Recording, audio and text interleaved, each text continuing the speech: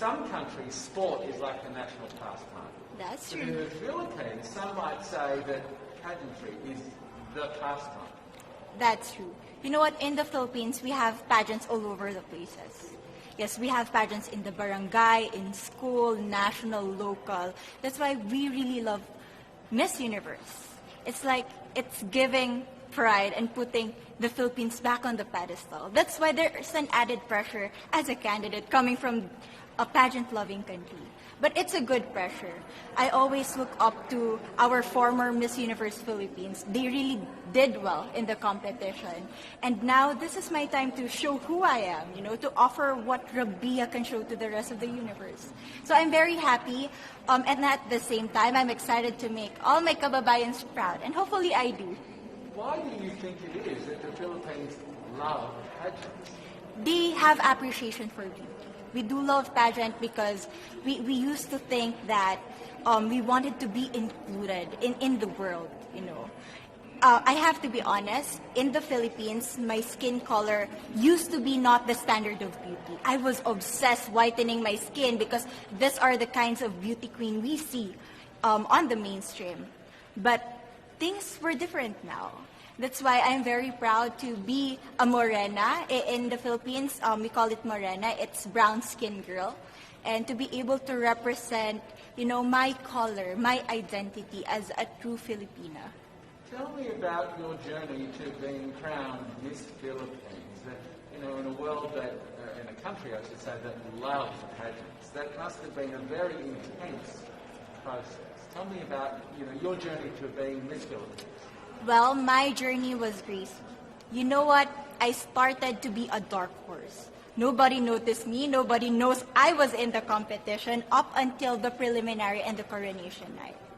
And when I won, I received different comments. Of course, there were people who didn't expect me to do well, who think that I cheated. That's why I need to redeem myself in Miss Universe. I really need to do well in this competition. And the thing is, I love pressure. I love criticism. I get better every day with that. You tell me I cannot do that, I turn to you and I'm going to say that, no, I can do it for myself. Good for you. So how does it feel then to be on the global stage? How do you feel to be here in this moment, right now? It's crazy, but I'm overwhelmed with the support, not just from the Filipino community, but also from Thailand, Latin countries who do appreciate me as a candidate, as a person. It motivates me that I am beautiful, I can offer so much in this world, and when somebody believes in you, it gives you that extra energy to really do well and perform well. Do you have a sense with the girls, all of the girls competing, you're competing, but is there a sense of camaraderie with all of the girls? Is there like a real spirit to, sort of motivate each other to do better? You know what? I have a different idea about Miss Universe. I thought it's going to be very competitive, in a healthy way, well, of course. But now I can see every girl helping each other, from fixing those hairs, from trying to zip up those outfits. It speaks of the closeness and the kind of camaraderie that we want to have. The goal of Miss Universe is not just to crown one girl, but also to build a genuine and long-lasting friendships among us. Would you say within the Miss Universe world, the contestants, is there a sisterhood? Are you sisters? There is sisterhood. I can say I was able to talk to different representatives from different backgrounds, different cultures. And despite our differences, there's so much to be highlighted in what binds us together. And that is because we want to empower women. We want to have our advocacies. We want to speak for the things that we love. And that's a celebration of women and the beauty that we have. So coming out of this week, obviously you would love to be crowned Miss Universe. Of course. And that would be wonderful, of course, for any of you.